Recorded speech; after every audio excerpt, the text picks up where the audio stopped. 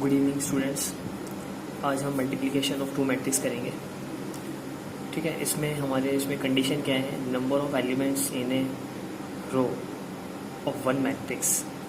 Number of elements in a row यानी कि एक मैट्रिक्स की जो रो में एलिमेंट्स होंगे इक्वल होनी चाहिए number of elements in A column of other matrix. Other matrix के कॉलम में कितने एलिमेंट्स हैं, दोनों बराबर होंगे तभी वो मैट्रिक्स में मल्टीप्लिकेशन पॉसिबल है, अदरवाइज मल्टीप्लिकेशन पॉसिबल नहीं होगा। एग्जांपल के लिए पहले मैं बता रहा हूँ कहाँ कहाँ मल्टीप्लिकेशन पॉसिबल होगा। ठीक है, और मल्टीप्लाई करते वक्त किस ऑर्डर में मैट्रिक्स बनेगी पहले हम ये सीख लेते हैं थोड़ा सा, फिर हम मल्टीप्लाई करेंगे। ठीक है, जैसे एग्जांपल्स के लिए मैंने एक ए मैट्रिक्स ली 1 2 3 4 5 6। ठीक है, और मैंने बी मैट्रिक्स ली 4 2 3 1 2 3। अब इस मैट्रिक्स का जो ऑर्डर है वो है 2 रो है 3 कॉलम्स हैं, तो 2 इंटू 3। और इस मैट्रिक्स के 3 रो हैं और 2 कॉलम है, यानी कि सेकंड वाला और ये फर्स्ट वाला ये इक्वल होने चाहिए, मस्ट बी इक्वल होने चाहिए। अगर ये इक्वल नहीं हुए तो मल्टीप्लाई पॉसिबल नहीं है। ठीक है, और ए इंटू बी जब हम निकालेंगे तो इसका ऑर्डर क्या होगा? इसका ऑर्डर होगा ये इसका ऑर्डर बनेगा, यानी कि 2 इंटू 2 की मैट्रिक्स। यानी कि अगर हम इसको इससे मल्टीप्लाई करते हैं तो हमारी और मैट्रिक्स ए इंटू बी की जो मैट्रिक्स बनेगी वो 2 इंटू 2 में बनेगी। याद रखना ये चीज़। ठीक है, अब इसी को मैं अगर रिवर्स कर दूँ, अगर मैं तुमसे बोलूँ ए तुम्हारा 4 1 2 2 3 3 और बी तुम्हारा 1 2 3 4 5 6 ये होता है, तो इसकी होगी वही 3 इंटू 2 और ये होगी हमारी 2 रो 3 कॉलम।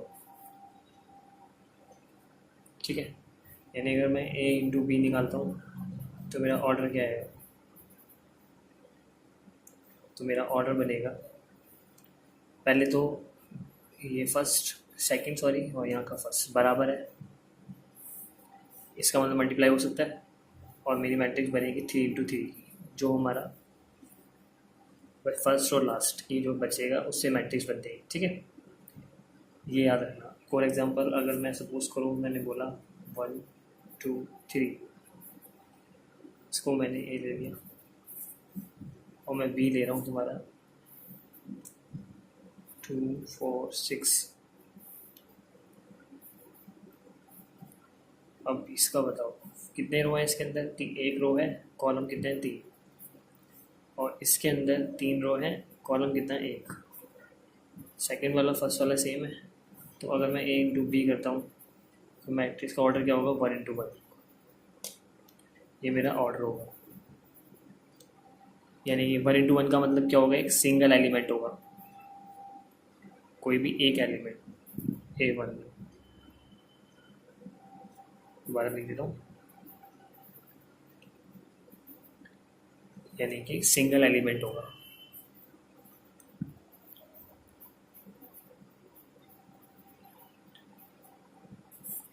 सिंगल एलिमेंट मिलेगा तुम्हें। ठीक है, ये याद रखना है बस। यानी कि जो नंबर रो के अंदर एलिमेंट्स हैं, कितने एलिमेंट हैं? 1 2 3। कॉलम में कितने हैं? 1 2 3। ये बराबर होने चाहिए।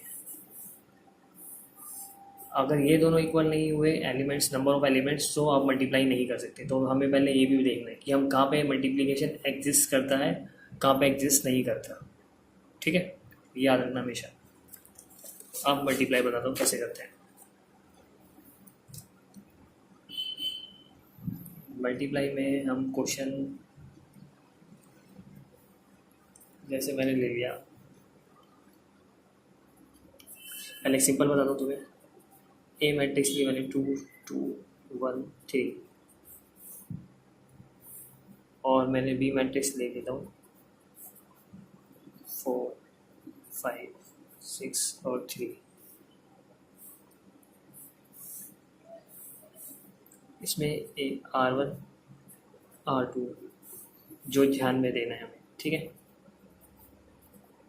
कॉलम 1 कॉलम 2, ये 2 इंटू 2 की है, ये भी 2 इंटू 2 की मैट्रिक्स है, ये और ये सेम है, इसका मतलब मल्टीप्लाई पॉसिबल है। और मैट्रिक्स कितने की बनेगी? 2 इंटू 2 की। अब आपको मल्टीप्लाई कैसे करना है ये देखो। फर्स्ट रो को R इंटू सी, मल्टीप्लीकेशन में हमारा फॉर्मूला क्या होता है? R इंटू सी, यानी कि रो इंटू कॉलम, ये हमारा मल्टीप्लीकेशन का फॉर्मूला है, ठीक है, इसको याद रखना।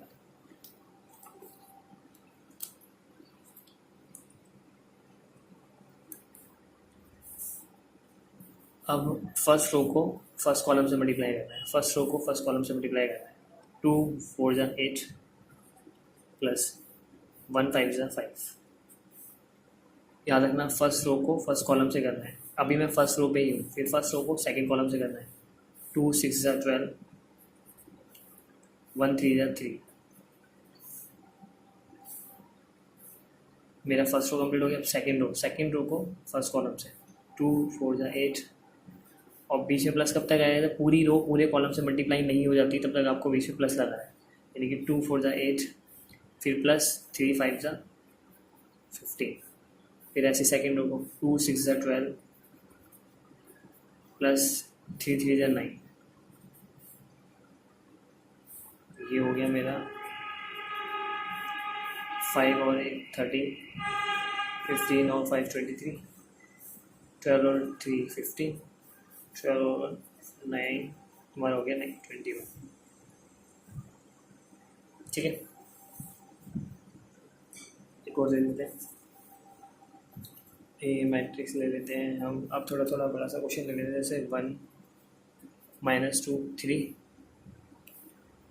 -4 2 और 5, ठीक है। बी मैट्रिक्स ले लेते हैं 1 2 3 4 5 6। अब इसके अंदर कितने रो हैं? 2 रो हैं, कॉलम 3 है, तो 2 इंटू 3 की मैट्रिक्स है ये, और ये होगी 3 इंटू 2 की मैट्रिक्स। फर्स्ट वाला लास्ट वाला और फर्स्ट वाला सेम है, इसका मतलब इक्वल है। और ऑर्डर क्या बनेगा हमारा? 2 इंटू 2 का, जैसे यहाँ पे बना था ऑर्डर 2 इंटू 2 का। तो यहाँ पे मल्टीप्लाई करते हुए हमारा ऑर्डर बनेगा ए इंटू बी को करेंगे तो हमारा ऑर्डर कितना बनेगा? 2 इंटू 2 का ऑर्डर बनेगा, याद रखना, ठीक है। तो हमें देखना मल्टीप्लाई कैसे करना है। इसमें मैं आपको लिख के देता हूँ, अगर आपको प्रॉब्लम हो तो 2 इंटू 2 की मैट्रिक्स बनेगी, ठीक है। पहले पहली रो को पहले कॉलम से, यहाँ पे R1 R2, ये समझाने के लिए लिख रहा हूँ। अगर अभी आपको तो लिखना पड़ेगा, क्योंकि जब मल्टीप्लिकेशन की प्रैक्टिस ज़्यादा करनी पड़ेगी, जितनी ज़्यादा प्रैक्टिस करोगे उतनी ज़्यादा समझ में आएगा, ठीक है, और उतना ज़्यादा तुम्हारे डाउट्स क्लियर होंगे। इसके क्वेश्चंस मल्टीप्लिकेशन बहुत इंपॉर्टेंट है मैट्रिक्स के अंदर, याद रखना ये चीज़, आगे कॉलेज में भी काम आएगा। तो अभी सीख लो ढंग से, जितनी ज़्यादा प्रैक्टिस कर सकते हो तो करो मल्टीप्लिकेशन की, तो ठीक है, क्योंकि मल्टीप्लिकेशन ही इसमें थोड़ा सा सही है, जिसकी प्रैक्टिस ज़रूरत पड़ेगी कॉन्सेप्ट को और क्लियर करने के लिए। तो ये देखते हैं, चलो 1 1 जा 1, फिर 2 2 जा 4 माइनस का 4, 3 3 जा 9।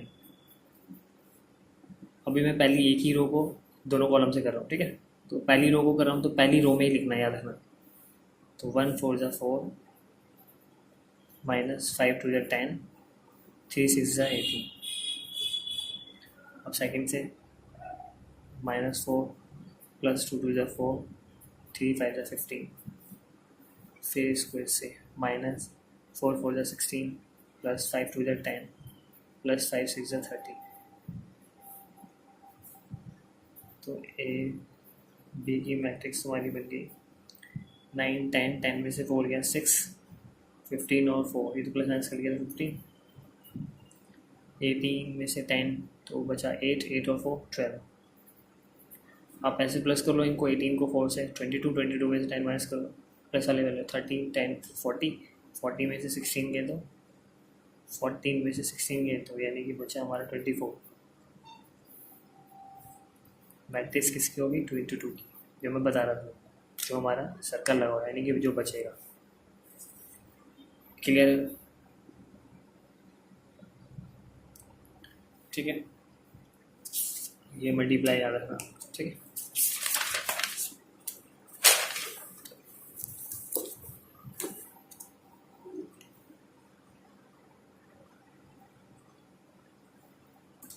अब एनसीईआरटी से देख लेते हैं थोड़े से क्वेश्चंस।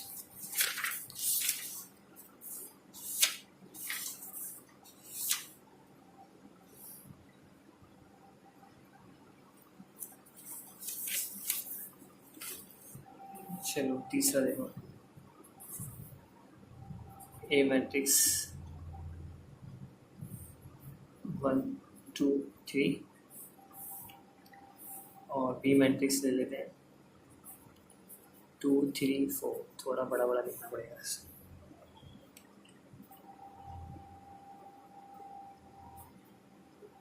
ये हो गया तुम्हारा 3 रो 1 कॉलम, 1 रो 3 कॉलम, सेकंड वाला फर्स्ट वाला इक्वल है। इसमें मैं लिखता हूँ फाइंड, जो भी करना है, ए बी भी फाइंड करते हैं एंड बी ए बी, दोनों फाइंड करेंगे। ठीक है, तो पहले हमारा ए बी है। अब हमें पता है यहाँ पे 1 यानी कि सेम है, एक रो के अंदर एक कॉलम है, यहाँ पे भी कॉलम है। मैट्रिक्स कितने की बनेगी, 3 × 3 की। या अगर हम ए बी करते हैं तो ये हमारा ऑर्डर होगा। ठीक है, अब मल्टीप्लाई देखते हैं, ए बी, फर्स्ट रो को फर्स्ट कॉलम से 2 × 2, फिर फर्स्ट रो में ही फर्स्ट रो को इससे 1 3 × 3, 1 4 × 4, फिर 2 से 2 2 × 4, 2 3 × 6, 2 4 × 8, 3 2 × 6। अब 3 इससे होगा, याद रखना नीचे कुछ है नहीं तो इसीलिए प्लस नहीं आया यहाँ पे। एक एलिमेंट है, एक इसी से एक से हो रहा है। 3 3 × 9 और 3 4 × 12, तो ये मैट्रिक्स होगी 3 × 3, 1 2 × 2, 1 3 × 3, 4, 2 4 × 8, 2 3 × 6, 2 4 × 8, 3 2 × 6, 3 3 × 9, 3 4 × 12। ठीक है, अब इसी में बी ए मल्टीप्लाई करना है, तो बी ए का मतलब पहले बी लिख लेता हूँ मैं यहाँ पे 2 3 4, ए मेरा हो गया 1 2 3। अब मैट्रिक्स है ये, एक रो 3 कॉलम, 3 रो 1 कॉलम, यानी कि 3 × 3 बराबर है, तो मल्टीप्लाई पॉसिबल है।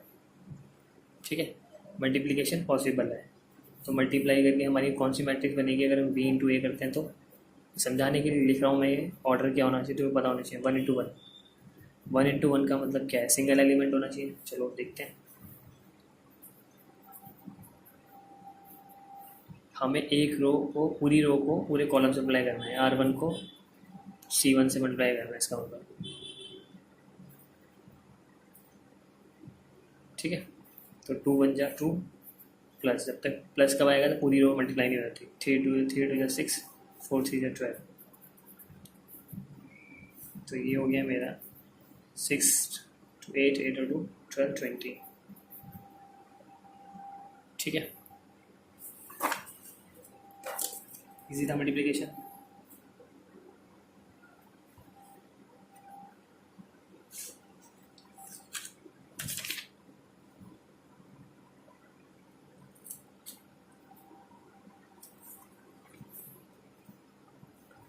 और देखना है क्या, इसमें एक क्वेश्चन और है, चलो एक दो और देख लेते हैं अगर तुम्हें देखना है तो। इसमें ए बी वाले देख लेते हैं, a b minus b a, multiply करना है आपको ए माइनस बी, बी और ए से।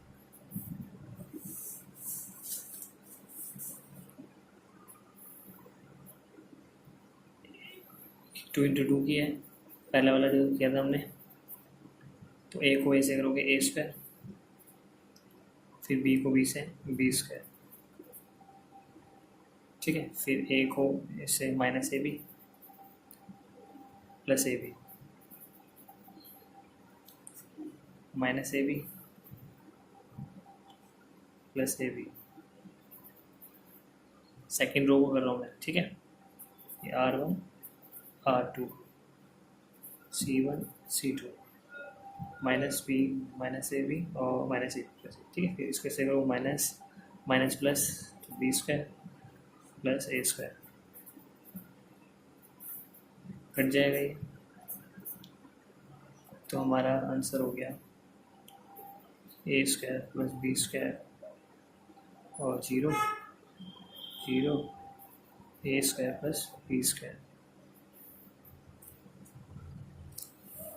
ठीक है। मल्टीप्लिकेशन समझ में आएगा आपको लगभग, ठीक है। मैं आपको कुछ इसमें से होमवर्क देता हूँ। होमवर्क के लिए क्वेश्चन नंबर 3 कर लेना, एक्सरसाइज 3.2 का क्वेश्चन 3, ऑल पार्ट्स। प्रैक्टिस की ज़रूरत है हमें, तो और सभी पार्ट्स करने हैं आपको, ठीक है।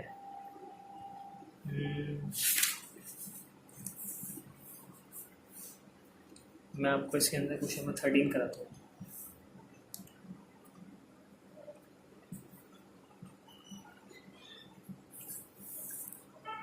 देखना,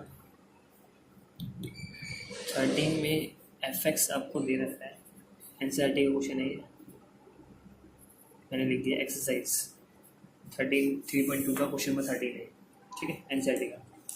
इसमें fx बराबर हमें दे रखा है cos x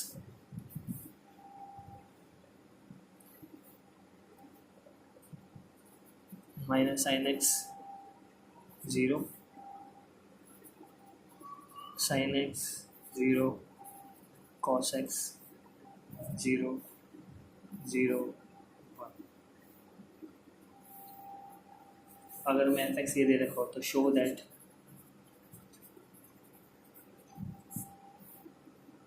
fx, ठीक है, multiply fy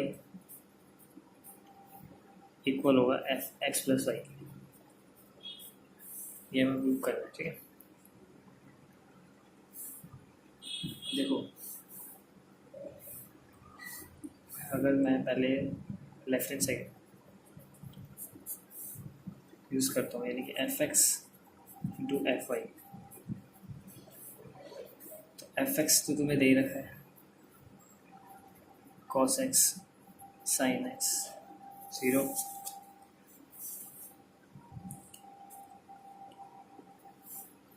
cos x sin x 0 minus sin x cos x 0 0 0 1।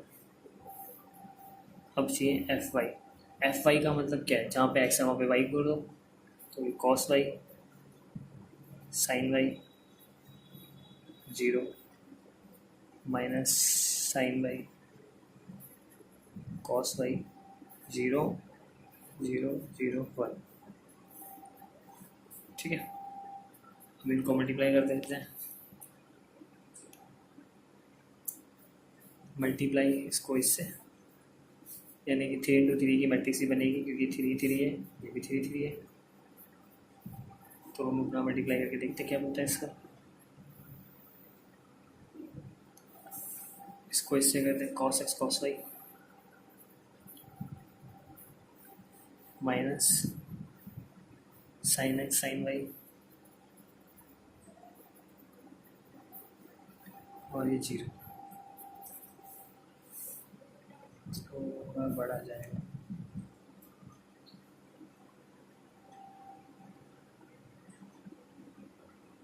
चलो देखते हैं cos x, अब फर्स्ट रो को सेकंड कॉलम से minus cos x sin y, ये माइनस था मैंने पहले लगा दी, ठीक है। फिर minus sin x cos y, space यहाँ पे कम हो रहा है,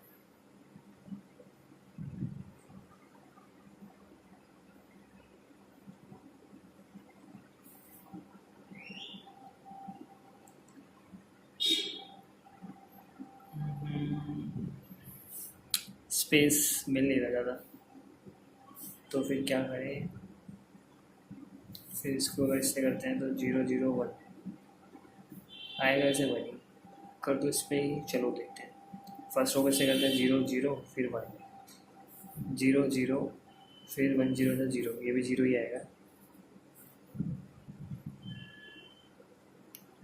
लेकिन तुम्हें फिर ढंग से समझ में नहीं आएगा।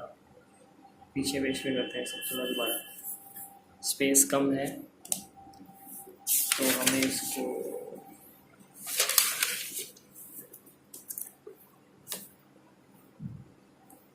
मल्टीप्लाई ऐसे करें,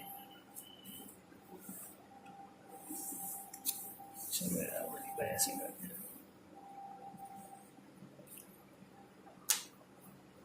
एक बार दोबारा लिखना पड़ेगा हमें यहाँ पे।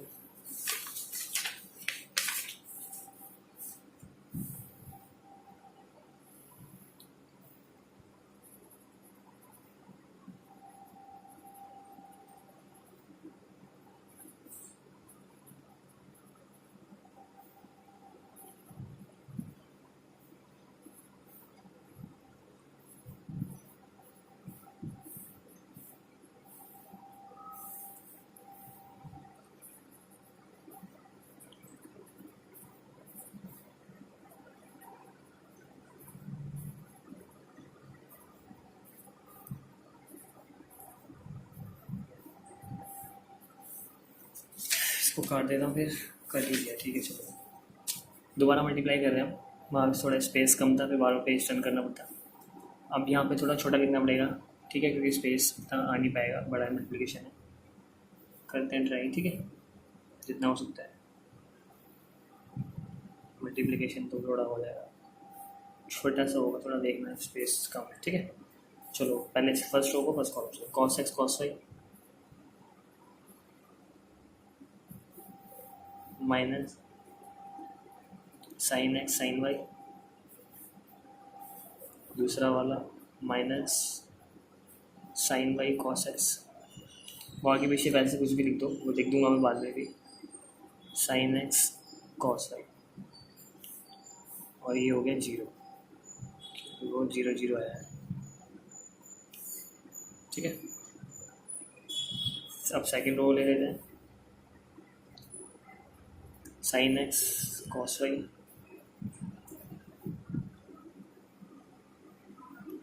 सेकेंड रो का first column plus cos x sin y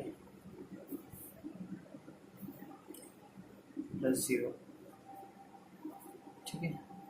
यहाँ पे भी लिख देता हूँ, चलो 0, ये भी 0, ठीक है।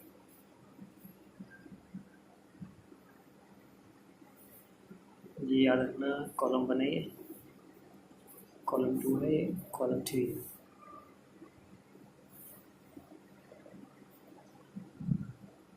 ठीक है। अब है हमारा सेकेंड होगा first column, second column minus sin x sin y plus cos x cos y plus 0, 0 होंगे तो 0 ही आएगा। फिर इसको इसको, अब है सेकेंड रो फर्स्ट कॉलम 0 0 0 0 ही हो गया, तो पूरा लिख देता हूँ फिर भी, इसको से 0 प्लस 0 प्लस 0 0 प्लस 0 प्लस 1, ठीक है। यहाँ तक दिख रहा है, थोड़ा सा ये लो, ठीक है। अब इसके अंदर हमें फॉर्मूला बनाना पड़ रहा है ना, बनाना पड़ेगा। इसको देखो, cos x cos y sin x sin y, formula बन रहा है cos का अलग, cos वाले sin वाले जब अलग होते हैं तो cos वाला फॉर्मूला बनता है। cos वाले फॉर्मूले में हमने पढ़ा था 11th क्लास में, माइनस होता है तो प्लस, प्लस होता है तो माइनस, तो फॉर्मूला एक इसका बन गया cos a प्लस b, ठीक है। अब ऐसे ये साइन है sine B, sign A cos B plus cos A sine B, ये तो साइन कॉस अब एक साथ आते हैं, इसका मतलब साइन का फॉर्मूला बनता है। तो प्लस होता है तो साइन में प्लस ही रखते हैं। तो ये फॉर्मूला हो गया साइन ए प्लस बी का, और ये हो गया 0। ठीक है, अब यहाँ से माइनस, यहाँ पे भी माइनस, तो माइनस कॉमन लेना पड़ेगा। माइनस कॉमन लूँगा तो अंदर प्लस हो जाएगा। चलो इसमें कॉमन ले लेता हूँ तो फिर समझ में नहीं आएगा। Sine y cos x plus sine x cos y. ठीक है, यहाँ पे भी इसमें मैं पहले इसको लिख देता हूँ, कॉस एक्स कॉस वाई को minus sine x sine y. ये तो 0 हो गया, ये बार हो गया।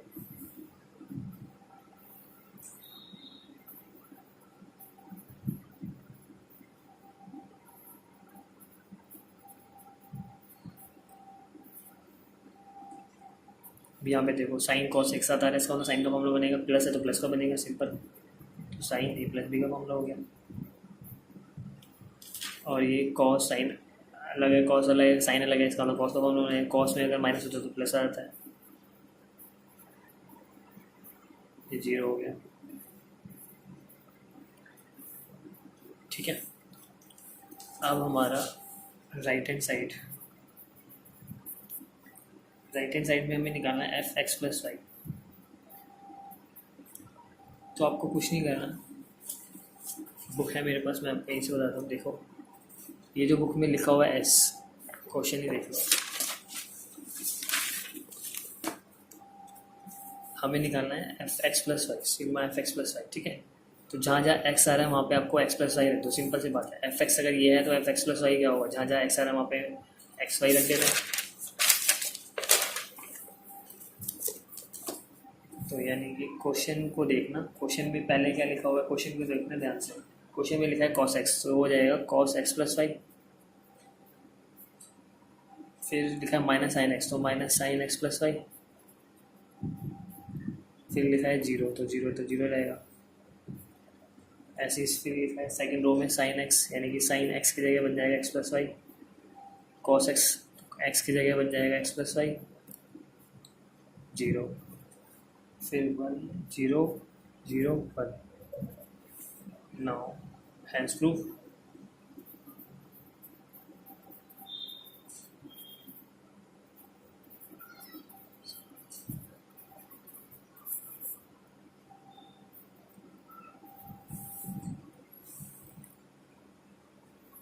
ये प्रूव हो गया। ठीक है, अब इसके अंदर बाकी आपको इसके अंदर सेटिस्फेक्शन वाला बताना है, और थोड़ी सी एक क्लास और लगेगी, फिर इस नेक्स्ट क्लास में एक्सरसाइज खत्म करेंगे। ठीक है, okay, have a good day.